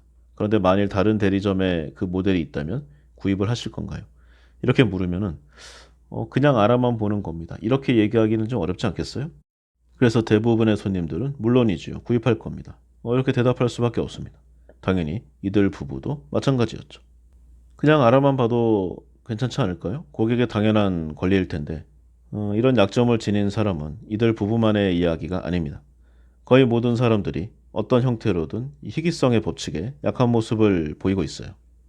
예를 들어 이제 뭐 어떤 물건을 수집하는 사람들은 그러니까 수집가들이죠. 그 품목의 가치를 결정짓는 것이 희귀성의 법칙이라는 것을 분명하게 알고 있습니다. 그러니까 어떤 품목이 희귀하거나 아니면 현재 좀 희귀해지고 있는 중이다. 그러면 그 가치는 더욱 높아지는 거죠. 그래서 이 방법이 마케팅과 세일즈에 많이 적용되고 있는데 이제 얼마 없습니다. 이제 뭐 한정적입니다. 마지막 수량 뭐 이런 식으로 계속 펌프질을 해서 희소성에 대한 인식을 주입시키는 겁니다. 그래서 그것의 가치를 상승시키려는 목적을 추구하고 있는 거죠. 한마디로 인간 본연의 상실에 대한 두려움을 증폭시키는 건데 어떤 대상을 선택할 수 있는 자유가 사라지게 된다. 또는 줄어들게 된다. 그렇게 되면은요. 우리는 이미 누리고 있는 자유가 상실된다는 사실을 견디지 못해서 그 특권을 되찾기 위해 행동한다는 겁니다. 그리고 구매로 이어지게 되는 거죠. 심리학에서는 이를 심리적 저항 이론이라고 이제 발표되기도 했는데 이 이론에 따르면은 어떤 대상에 대해서 선택의 자유가 제한되거나 위협당하게 된다. 그러면 그 자유를 유지하기 위한 동기가 유발되고 우리는 그 자유를 그것과 관련된 대상을 포함해서 이전보다 더욱더 강렬하게 원하게 된다고 합니다. 그래서 만일 어떤 대상이 점차 희귀해져서 선택의 자유를 침해하게 된다. 그러면은 어떤 수단과 방법을 가리지 않고라도 이 대상을 반드시 쟁취해야 된다. 이런 심리적 저항을 갖게 된다는 거죠. 그래서 나온 사례가 로미오와 줄리엣. 뭐 굉장히 뭐 불멸의 사랑인 것처럼 묘사가 됐지만요. 실제로는 이제 10대 초중반의 나이입니다. 그러니까 뭐 기껏해야 한 중학생 되는 정도인데 아무리 옛날이라고 하더라도요. 뭐 그렇게까지 절절한 뭐 사랑을 했을까요? 그런데 별것도 아닌 그냥 좀 트러블로 끝날 수 있는 거였는데 이들 사이를 떼어놓으려는 양가의 이 두 집안의 집요한 압력 그리고 끝내 굴복하지 않고 비극적인 죽음을 통해서 내세에서라도 마침내 하나가 되려고 하는 그 강력한 의지. 이게 처음부터 이 로미오와 줄리엣의 사랑이 양쪽 집안의 거센 반발을 뛰어넘을 정도로 뜨겁지 않았다. 여기에 주목을 해야 됩니다. 그런데 점점 이 두 집안의 반발이 계속되니까 이들은 사랑의 상실에 대한 두려움, 더욱 뜨겁게 불타올랐겠죠? 그리고 이때만 해도 중세 뭐 그좀 이후니까 아무래도 이성을 만날 확률이 그렇게 많지 않았습니다. 신분도 맞아야 된다는 뭐 그런 사회적인 압력도 있었으니까. 그래서 마침내 죽음으로까지 치닫게 되었던 것 같은데 만일 부모의 반대가 없었다. 그러면 그들의 사랑은 어쩌면 한 줌의 좀 풋내기, 풋사랑 첫사랑으로 끝나지 않았을까 이런 생각도 들고 있습니다. 그래서 설득의 심리학을 보면요, 우리가 어떤 의사결정에 직면했을 때 우리는 이제 더 이상 과거처럼 이제 모든 정보들을 충분히 검토하고 분석하는 여유를 갖지 못하게 되었습니다. 현대인의 삶에 있어서의 의사결정, 아주 최선의 단편적인 정보에 의존하는 상당히 원시적 방법으로 복귀할 수밖에 없게 된 거예요. 사회는 과학적으로 발전해 가는데 역설적인 결과가 일어나게 돼버렸습니다. 그런데 이렇게 직관과 직감에 의해서 결정하게 되면은 잘 안 될 것 같잖아요. 그런데 실제로 각 분야에서 성공한 사람들은 그들의 지식과 지혜, 이 경험과 성공 체험들이 모여 이루어진 이 직감이라는 무기를 잘 사용하고 있고요. 높은 신뢰도를 부여하고 있다고 합니다. 다만 문제는 이러한 방법으로 의사결정을 한다는 사실이 각 분야의 설득 전문가들에 의해 파악되고 악용되어서 의도적으로 조작될 수 있다는 점에 있겠죠. 그래서 이 지름길 같은 정보에 대해서 무의식적으로 그리고 기계적으로 반응하는 이 성향, 만약에 어떤 악의를 가진 이들에 의해서 악용이 되면은 단편적인 정보에 의존해서 의사결정을 내리는 이런 방법이 더 상당히 많은 경우에 우리를 잘못된 방향으로 인도할 수 있다. 그러니까 이런 악용할 수 있는 이 사기꾼들의 속임수, 앞으로 더 기승을 부릴 수 있다는 그런 예측을 할 수가 있습니다. 그리고 뭐 사기까지는 아니더라도 각종 물건을 파는 이 광고주들, 우리에게 의도적으로 왜곡된 정보를 제공해서 자꾸 이 지름길식의 의사결정 방법을 악용하게 되면은 상황은 계속 더 안 좋아지겠죠? 그래서 사회적 증거에 따르는 우리의 의사결정, 결과적으로 잘못된 결과를 초래하게 될 확률이 높아지게 되는 겁니다. 그럼 방법이 무엇이냐고 이제 반문할 수가 있겠죠. 아니, 바빠 죽겠는데 이렇게 직감적인 방법을 사용하지 않고 도저히 현대적인 삶을 영위할 수가 없다. 그래서 지금까지의 이 설득의 기초 법칙들이 가장 효과적인 형태로 이제 계속해서 존재하기를 무엇보다도 바라고 있다. 뭐 이런 말들이 나올 수 있잖아요. 그런데 이 사기를 치는 사람들이 굉장히 많이 노력을 합니다. 그리고 이론으로 무장돼 있죠. 그래서 이들에 의해서 우리가 본능적으로 갖고 있는 이 설득의 기초 법칙들이 이제 불신되게 되면은 결국은 의사결정에 있어서 상당히 효과적이었던 지름길을 이제 상실하게 될지도 모를 일입니다. 따라서 우리는 이 설득의 법칙을 정확하게 습득해서 이를 악용하려는 이들 또는 어떤 세력에 맞서서 강력하게 반격할 수 있는 힘을 길러야 합니다. 정보화 시대의 이 설득의 심리학의 효용, 바로 이러한 싸움에 있는 것이 아닌가 이런 생각을 해봤습니다. 그래서 설득의 심리학의 기본 원칙이 이런 내용이고요. 추가적인 콘텐츠들이 많습니다. 저자가 수십여 년간 모은 각종 방대한 자료들, 학문적인 내용들, 재미도 있고요. 그리고 우리 생활에서 활용할 수 있는 여지가 굉장히 많습니다. 꼭 한번 읽어보시기를 바라고, 설득이라는 내용을 넘어서서 이제 타인의 심리나 상황을 조작하는 이 가스라이팅을 한번 이야기해 보도록 하겠습니다. 스스로를 의심하게 만들므로써 자신의 지배력을 강화하는 행위, 이걸 말하는 거죠. 일종의 좀 정신적 학대로 볼 수도 있습니다. 그리고 생각보다 가까운 사이에서 많이 발생을 하죠. 타인을 통제하고 정신적으로 황폐화시키는 그런 심리학적인 증상, 용어로 사용되고 있습니다. 원래 이 가스라이팅 단어원을 보면은 좀 오래됐어요. 1938년. 이 패트릭 해밀턴이라는 사람이 연출한 스릴러 연극 이 가스라이트에서 유래하게 되었습니다. 영화로도 각색이 되었는데요. 연극을 기준으로 내용을 이야기해 보면은 이제 부부가 있는데요. 그 중에 남편 잭이 보석을 훔치기 위해서 이 윗집에 사는 부인을 죽이면서 이야기가 시작이 됩니다. 이 잭이 보석을 찾기 위해서 불을 켜야 했는데 당신은 이제 전기가 아니고 이제 가스를 사용했어요. 그래서 가스등인데 한 곳에서 불을 켜게 되면은 정해진 곳에서 가스를 나눠 쓰는 다른 집들의 불이 약해지게 됩니다. 그러니까 다른 사람들이 등을 켰다는 것을 알게 되는 거죠. 그리고 위층에서 보석을 찾기 위해서 물건을 뒤지게 되면 소리가 나니까 아래층의 아내인 이 벨라에게 들키게 되는 이제 그런 상황입니다. 그래서 잭은 집안에 물건을 숨겨서 벨라가 물건을 잃어버렸다며 타박하기 시작합니다. 그래서 잭이 위층에 불을 켜고 물건을 뒤지기 시작하면 벨라가 가스등 불빛이 약해지고 위층에서 소리가 난다고 이제 두려움을 호소하게 되죠. 하지만 잭은 그녀의 감각이 잘못되었고 좀 정신 차려라, 꿈을 꾸고 있다, 이렇게 계속 반문을 하게 됩니다. 처음에는 아니다, 내 말이 맞다, 당연하겠죠? 이렇게 반신반의하던 벨라였는데 시간이 지날수록 스스로에게 의구심을 갖기 시작하게 됩니다. 너무 반복적으로 이렇게 세뇌를 하니까 결국 스스로 좀 이상한 상상에 빠져버리게 되는 거죠. 결국 무기력과 공허 그리고 두려움에 휩싸인 그녀는 오직 남편 잭만을 의지하게 되는 그런 의존적인 상황으로 떨어지게 됩니다. 남편의 소중한 물건을 잃어버렸다는 죄책감, 미안함, 여기에 빠져서요. 자신이 이상한 사람이라고 생각하게 되었고 자존감이 매우 낮아지게 돼요. 그래서 남편에게 의지를 하고 그의 말만이 전부 사실이라고 생각하는 이런 상황까지 이르게 됩니다. 결국 마지막에 경찰의 등장으로 연극은 마무리되지만 연극은 이 아내 벨라가 정신적으로 무너지는 모습을 자세히 표현하고 있어요. 그래서 이 영화 제목을 인용해서 당시의 심리치료사였던 이 로빈스턴, 가스라이트 에펙트라는 심리 용어를 등장시키게 됩니다. 그래서 가스라이팅을 한다는 것은 상대방을 위한다는 명목으로 자신이 원하는 목적을 이루기 위해서 상대의 행동을 통제하고 조종하는 현상을 이제 일컫게 되죠.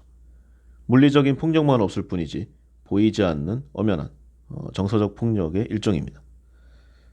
그래서 이 가스라이팅은 생각보다 우리 일상에서 굉장히 많이 빈번하게 일어나고 있어요. 다만 인지를 하지 못하는 경우가 많죠. 그래서 그 상황을 보면은 크게 4단계를 거쳐서 나타나게 된다고 합니다. 각 단계를 보면은 일단 관계 형성이 있어요. 그래서 나는 너의 편이야, 이렇게 의도적으로 접근하죠, 가해자가. 그래서 관계 형성을 통해서 유대감을 형성시키고자 합니다. 그런데 가스라이팅의 대부분은 의도적으로 이루어지지 않아요. 이미 관계가 형성된 아주 가까운 사이에서 쉽게 발생할 수가 있죠. 그래서 우리 주변의 흔한 가스라이팅은 뭐 애인이라든가 가족, 직장 상사, 동료, 친구, 뭐 부모 이런 쪽에서 많이 발현되고 있습니다. 그 다음으로는 기억의 왜곡을 이제 가해요. 그러니까 넌 항상 잘못을 하는 것 같아, 이렇게 계속 지적질을 하는 거죠. 가해자는 이제 피해자가 작은 실수를 할 때마다 이걸 상기시키고 여러 가지 상황에 비추어서 논리적으로 설득을 합니다. 그래서 피해자가 자기 자신을 신뢰하지 못하는 상황으로 떨어뜨려 버려요. 다시 말해서 판단의 주체가 피해자 본인이 아닌 가해자가 되도록 만드는 겁니다. 특히 사소한 기억을 자꾸 왜곡시켜서 피해자가 이 가해자의 말이 맞다고 생각하게 되고 결국에는 본인의 기억을 의심하게 만들기까지 하게 되죠. 그래서 이 단계까지 성공하게 되면 이제 다음으로 미니마이징 단계에 들어가게 됩니다. 주변의 어떤 사람보다 내가 너에 대해서 잘 알고 있어, 이렇게 계속 밀어붙이는 거죠. 보통 피해자가 이러한 단계까지 가만히 있기는 쉽지 않습니다. 대부분은 반발을 하죠. 다 자신만의 에고란 게 있으니까. 그런데 이 3단계에 이르게 되면은 이 세상 누구보다 이미 이 가해자를 신뢰하게 되는 상황에 처해졌고요. 다른 사람의 말이 귀에 들어오지 않는 그런 상황에 놓이게 됩니다. 여기에 해당하는 예시로는 뭐 사이비 종교에 빠진 사람들이 이 미니마이징 단계라고 표현할 수가 있겠죠. 그리고 마지막으로 이제 무시 단계에 갑니다. 참 너 지나치게 예민하네. 모든 것은 너의 문제야. 피해자가 가해자를 이제 무한 신뢰하게 되면은 가해자가 어떤 말을 해도 피해자는 믿게 되는 그런 단계에 떨어지게 됩니다. 그런데 간혹 너무 심할 때는 작은 의심을 하기도 하겠죠. 그래서 의문을 제기하게 되는데 이때 피해자의 문제라고 돌려서 이야기하고 본인을 신뢰하지 않는 피해자는 이제 이를 받아들이게 됩니다. 그래서 4단계까지 가게 되면은 가해자는 피해자의 기억, 판단력, 감정 여기까지 잘못되었다고 강요하게 되고 결국은 피해자의 모든 것을 컨트롤할 수 있는 그런 단계까지 진행되게 되는 겁니다.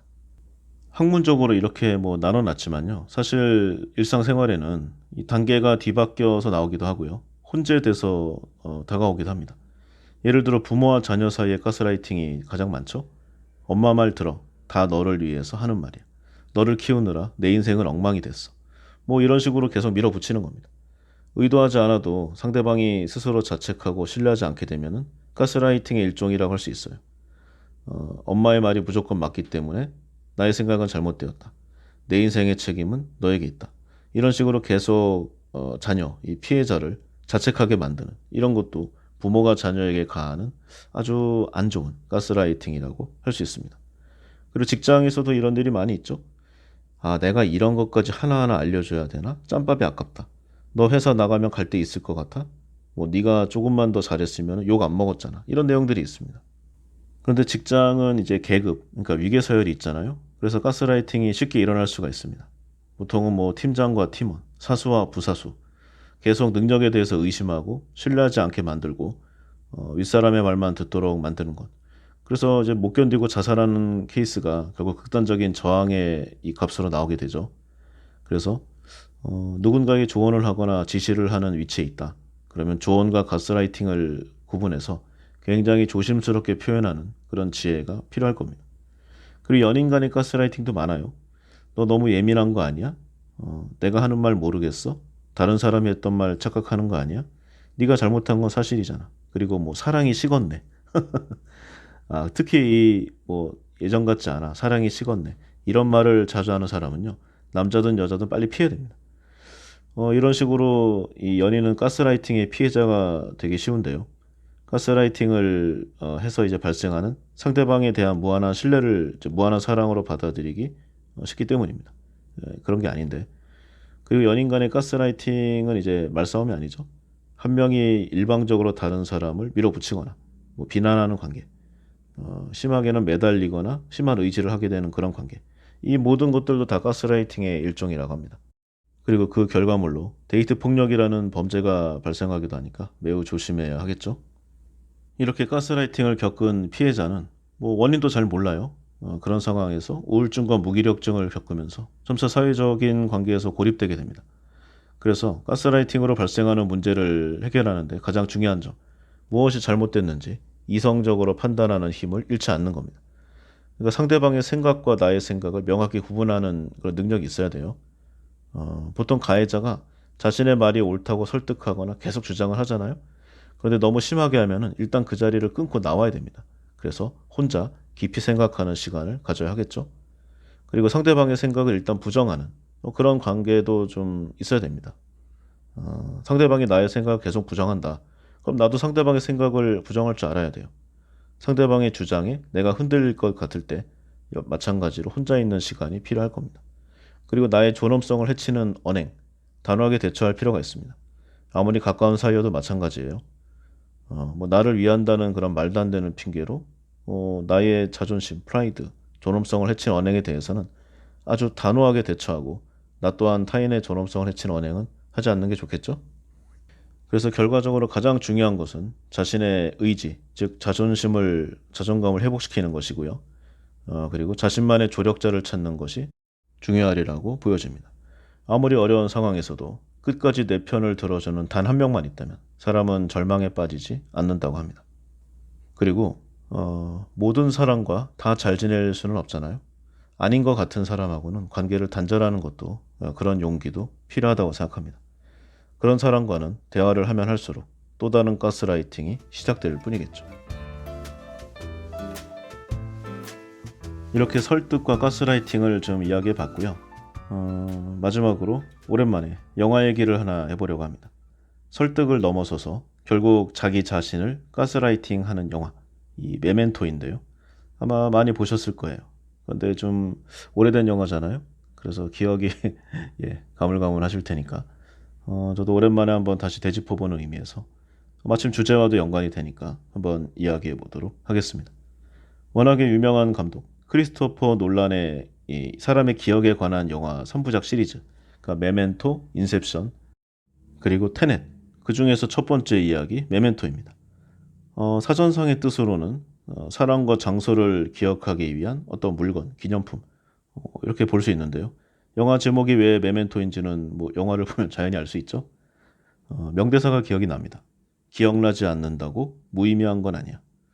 여러 가지 좀 중의적이고 복합적인 뜻을 내포하고 있는데 이 영화의 큰 축을 꿰고 있는 그런 명대사라고 생각이 됩니다. 한 번도 안 본 사람은 있어도 한 번만 본 사람은 없다. 이런 평이 절로 나오죠. 이 놀란 감독의 자체 각본 영화 중에서도 가장 내용 이해가 난해한 영화 중에 하나였고 테넷이 나오기 전까지는 가장 어려운 영화로 꼽히는 그런 내용이었어요. 그리고 영화의 소재가 이제 헨리 구스타프 몰레슨이라는 실제 인물의 이야기를 각색한 건데 이 사람이 이제 1950년대에 병을 치료하기 위해서 이제 두뇌, 그러니까 측두엽 절제 수술을 받았고 뭐 간질병 발작 같은 것은 없어졌지만 그 부작용으로 해서 몇십 초 이상 기억하지 못하는 이 단기 기억 상실증에 걸린 환자입니다. 그래서 이 사람의 기본 이야기를 모티브로 해서 여러 각색을 가한 것이 바로 이 메멘토인데요. 내용을 보면은 10분밖에 기억 못하는 단기 기억 상실증에 걸린 남자. 그러니까 아내가 살해당한 후에 쇼크로 이렇게 된 거죠. 사진과 메모, 그리고 몸에 문신으로 남긴 기록을 따라서 범인을 쫓는 이제 기억 추적 스릴러 영화라고 할 수 있습니다. 내용을 보면은요. 전직 이제 보험 수사관이었던 레너드. 이 사람에게 기억이란 없습니다. 자신의 아내가 폭행당하고 살해되던 날의 충격으로 이제 기억을 10분 이상 지속시키지 못하는 이 단기 기억 상실증 환자가 되었기 때문이죠. 이 때문에 그가 마지막으로 기억하고 있는 것은 자신의 이름이 레너드 셀비라는 것하고요. 아내가 살해당했다는 것, 그리고 범인은 존 G라는 것이 전부입니다. 중요한 단서까지도 쉽게 잊고 마는 레너드. 자신의 가정을 파탄낸 범인을 찾기 위한 방법으로 온갖 메모와 몸의 문신을 사용하게 됩니다. 즉 자신이 묵고 있는 호텔, 갔던 장소, 만났던 사람, 그에 대한 모든 정보를 폴라로이드 사진으로 남기고 항상 메모를 해두며 심지어 자신의 몸에 문신을 하면서 기억을 계속 더듬어 가는 것이죠. 하지만 시간이 지남에 따라서 자신의 기억마저도 변조되고 있음을 스스로도 알지 못합니다. 이런 그의 곁에는 이제 웨이트리스 출신의 나탈리라는 여자, 그리고 테디라는 직업을 알 수 없는 남자가 주위를 맴돌고 있습니다. 그들은 레너드를 잘 알고 있는 듯하지만 레너드에게 그들은 언제나 10분마다 리프레시되는 새로운 인물일 뿐이죠. 마약 조직의 오해를 받으면서까지 정보를 제공하는 나탈리. 나탈리는 이 테디가 범인임을 암시하는 단어를 보여주고 마찬가지로 테디도 절대 나탈리의 말을 믿지 말라고 조언합니다. 과연 누구의 말이 진실인가? 이 레너드, 이 가이 피어스라는 이제 배우인데요. 뭐 이 사람도 워낙 유명하죠. 그래서 이 사람이 보험 조사관이었을 때 세미라는 사람을 조사한 적이 있었습니다. 이 세미가 레너드처럼 이 단기 기억 상실증에 걸린 사람이었는데 의학적인 진료 결과 신체적 요인이 없는 순수한 심리적 요인이라는 것을 밝혀냈어요. 그래서 이 레너드가 이 샘이라는 사람이 보험금을 타지 못하게 한 그런 일이 있습니다. 이 사건으로 레너드는 승진을 했고요. 그런데 그 이후 레너드 집에 누군가가 침입하고 아내를 성폭행하고 레너드는 이 충격을 받아서 쓰러지게 되는 그런 일이 일어나게 됩니다. 그리고 레너드는 아내를 죽인 자를 찾아내어 복수를 하고자 추적 중인 거죠. 그러니까 이 사람은 이제 잠재적으로 그때 그 세미가 범인이 아닌가 이런 생각을 하는 것이 당연합니다. 이 레너드를 돕는 사람이 아까의 그 테디와 나탈리인데 테디는 이제 레너드의 친구이고 나탈리는 연인을 잃고 연인의 마음으로 레너드를 돕는 여자. 근데 서로 이제 상대방을 믿지 말라고 하는 거죠. 그런데 실제로 보면은 사실 테디와 나탈리는 모두 이 레너드를 이용한 사람들입니다. 주인공 레너드는 이제 갯멀 형사, 그러니까 이 테디인데요. 이 사람의 도움을 받아서 자신의 집에 침입해 공격을 가했던 존지를 찾아내서 이미 복수를 완료했습니다. 그것도 1년 전에요. 그런데 기억력이 10분밖에 안 가니까 자신이 복수를 했다는 것을 찾고 있습니다. 그러니까 이제 테디, 이 갯멀 형사는 이런 상황을 이용해서 자신이 쫓던 마약상, 이 지미 그랜트를 존지라고 믿게 해서 이 레너드를 이용해서 죽이게 합니다. 아주 이용해 먹기 좋은 사람이죠. 근데 영화를 보면은 이제 뭐 충격적인 내용이 많이 나오는데 이 레너드의 아내가 죽은 것이 이제 강간범 때문이 아니라 주인공의 레너드 자신 때문이라는 점에 저는 좀 많이 놀랐었습니다. 이 레너드가 말한 샘이라는 사람은 사실 자기 자신을 의미하는 것이었고요. 극 중에서 이 샘이 아내가 샘이의 증상을 테스트하기 위해서 15분인가? 그 간격으로 계속 인슐린 주사를 놓아달라고 하는 장면이 있었습니다. 단기 기억 상실증에 걸린 샘이가 제 아내에게 연달아 인슐린 주사를 3번이나 놓거든요. 그리고 아내는 주사의 효과 때문에 죽게 되는데 결과적으로 레너드가 아내에게 인슐린 주사를 과잉 투여해서 죽게 만든 거죠. 그리고 샘이라는 인물은 원래 보험 사기꾼으로 아내가 없는 인물이었습니다. 그럼 레너드는 왜 이 아내가 침입자에 의해 그렇게 죽었다고 생각한 것인가? 이게 이 레너드의 마지막 기억이 아내가 화장실에서 쓰러져 있는 모습이었기 때문인데 사실 아내는 그때 죽지 않은 상황이었습니다. 그 이후에 레너드에 의해서 죽게 된 거죠. 하지만 그 사실을 기억하지 못했던 거고 정확하게는 기억하고 싶지 않았던 겁니다. 그래서 레너드의 아내는 레너드가 단기 기억 상실로 인해서 사고 보험금을 받지 못해서 생활이 어려운 상황이었어요. 그래서 정말 레너드의 상태가 진짜인가 알기 위해 자신에게 인슐린 주사를 계속 놓아달라고 했는데 이제 레너드가 주사를 놓았다는 것을 까먹고 계속 놓아주게 된 거죠. 그래서 상황은 이런 것이었고 레너드는 자신이 복수를 완료했다는 사실을 잊었으니까 아마도 계속 상상 속에 존 쥐라는 사람을 찾아 복수의 길을 헤매고 있겠죠. 이 영화 내용 중에 이제 복선 같은 장면이 있습니다. 여기에 관련된. 그러니까 메멘토의 주인공이 기억 상실증이 아니라 아내가 강도에게 범죄를 당한 이후 자기는 머리를 크게 다쳐 10분 기억만을 가진다는 믿음을 가진 이 정신병자라는 그런 내용이에요. 그 예를 보면은 이제 서포터 이 나탈리가 그를 실험하는 장면이 있습니다. 어차피 10분밖에 기억을 못하니까 그에게 욕하고 부인 욕을 합니다. 그리고 나탈리는 집을 나와서 밖에 나가 있다가 차를 타고 있다가 10분 후에 다시 들어온 장면이 있어요. 그때 주인공이 자연스럽게 나탈리라고 호칭을 합니다. 그런데 만약에 10분 기억 상실증이라면은 나탈리 사진을 찾고 그녀의 이름을 불러야 하잖아요. 확인한 다음에 알아야 되니까. 그런데 자연스럽게 그녀의 이름을 부르게 됩니다. 이 장면에서 보면은 그는 단기 10분 기억 상실자가 아니라는 것을 알 수 있어요. 따져보자면 그냥 이제 정신병자에 가깝겠죠. 살인의 굶주린 정신병자. 그 외에도 여러 가지 내용과 복선이 있는데 한번 직접 다시 보시고 옛 추억을 되짚어 보시기를 바랍니다. 처음 볼 때도 대단한 영화라고 생각했지만 시간이 지나고 세월이 흐르고 보니까 여러 가지가 더해져서 이 정도면 인생 영화 중에 하나가 아닌가라는 느낌이 들 정도예요. 마침 주제에 연관되는 부분이 있어서 기억을 회상해 봤고요. 아마 이런저런 내용으로 많이 보셨으리라 생각하는데 시간 되시면 다시 한번 감상해 보시는 것도 좋으리라고 봅니다. 여러 가지를 느끼게 해주는 좋은 영화라고 다시 한번 좀 생각했어요. 이상의 내용으로 이 설득의 심리학에 관련한 여러 내용을 살펴보았습니다. 여기서는 이제 오리지널, 이 사람의 마음을 사로잡는 7가지 불변의 원칙을 주로 이야기했는데 이 책 총 4권 중에 1권의 이야기 정도예요. 그것도 다 한 것도 아니죠. 참고로 간단히 보면은 2권은 절대 거절할 수 없는 설득 프레임, 3권은 예스를 끌어내는 설득의 60가지 비밀, 4권은 작은 시도로 큰 변화를 만드는 스몰 빅의 힘, 이렇게 편이 나눠져 있는데 이 뒤편을 볼수록 더욱 재밌고 실생활에 도움이 되는 내용들로 가득합니다. 세상이 갈수록 살기 어려워지니 무서운 사람, 나쁜 사람, 그리고 아마도 원래 악인은 아니었던 것 같은데 생활 속에서 나를 속이고 해치는 사람들이 점점 늘어나는 느낌입니다. 온갖 가머니설과 설득을 빙자한 가스라이팅을 시전하며 나와 우리를 힘들게 하는 사람들. 이 책은 이러한 세상과 위험 인물로부터 나 자신과 소중한 사람을 지키는 효과적인 방어수단으로 가득합니다. 시간 내셔서 한번 제대로 꼼꼼하게 일독해 보시기를 추천드립니다. 네, 오늘은 여기까지 하겠습니다. 감사합니다.